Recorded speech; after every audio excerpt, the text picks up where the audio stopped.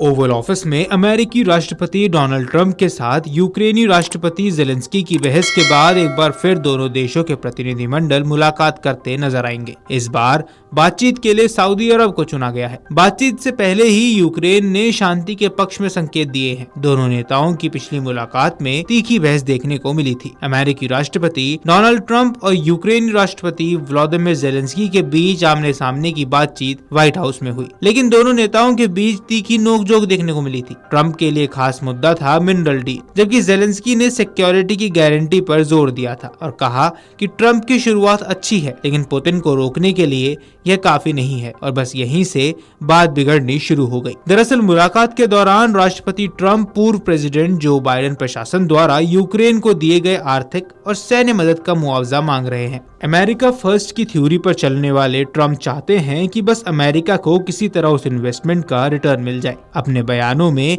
वो कई बार कहते भी सुने जा रहे हैं कि इस दिए गए सपोर्ट के बदले अमेरिका को 500 अरब डॉलर चाहिए, लेकिन 350 अरब डॉलर पर बात फाइनल करना चाह रहे थे। उन्होंने ये शर्त भी रखी थी कि इसके बदले यूक्रेन को कुछ भी नहीं मिलने वाला है और सुरक्षा तो कतई नहीं, जिसके बाद अमेरिका ने सैन्य मदद को रोकने का भी फैसला कर लिया था। जैसे ही अमेरिका ने यूक्रेन में सैन्य सहायता रोकी, रूस के खिलाफ लंबे अरसे से युद्ध में लड़ रहे यूक्रेन के घुटने टिकते नजर आने लगे। मंगलवार को अमेरिका और यूक्रेनी प्रतिनिधिमंडल के बीच सऊदी अरब में बैठक होने जा रही है, जिसमें कीव सीमित युद्ध विराम का प्रस्ताव रख सकता है। समाचार एजेंसी एपी के अनुसार एक यूक्रेनी अधिकारी के हवाले से बताया गया है कि सऊदी अरब में मौजूद यूक्रेनी प्रतिनिधिमंडल लंबी दूरी की मिसाइल के हमलों को रोकने के साथ कैदियों की रिहाई पर भी विचार कर सकता है और काला सागर के क्षेत्र में युद्ध विराम का प्रस्ताव देने के लिए तैयार है। वही अधिकारियों ने बताया कि यूक्रेनी प्रतिनिधिमंडल कीव के दुर्लभ पृथ्वी खनिजों तक पहुंच के लिए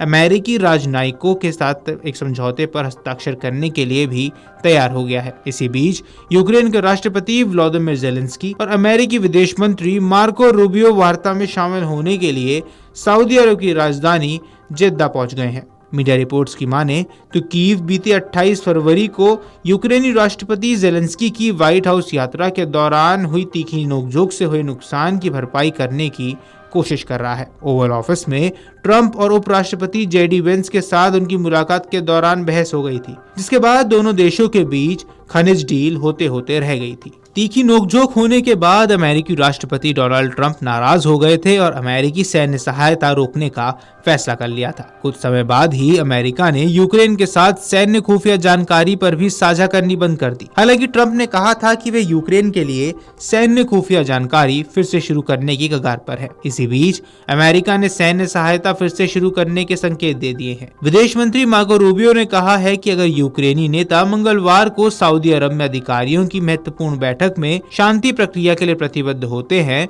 तो ट्रंप प्रशासन यूक्रेन को सैन्य सहायता और खुफिया सहायता देना फिर से शुरू कर सकता है। वहीं आपको बता दें कि इससे पहले कांग्रेस के संयुक्त सत्र को दिए संबोधन में ट्रंप ने बताया था कि उन्होंने दोनों देशों के बीच संबंधों को बेहतर बनाने का प्रयास के तहत जेलेंस्की की ओर से एक पत्र मिला है। ट्रंप ने कहा कि वे इस पत्र की सराहना करते हैं। यह पत्र यूक्रेन को अमेरिकी सैन्य सहायता रोकने के कुछ ही दिनों बाद भेजा गया था। विटकॉफ ने ओवल एक्सप्रेस की बैठक के लिए जेलेंस्की की तरफ से ट्रंप को पत्र भेजने की प्रगति के तौर पर देखा है। अब सवाल उठने लगे हैं कि क्या रूस यूक्रेन के बीच चल रहा लंबा युद्ध खत्म होने वाला है।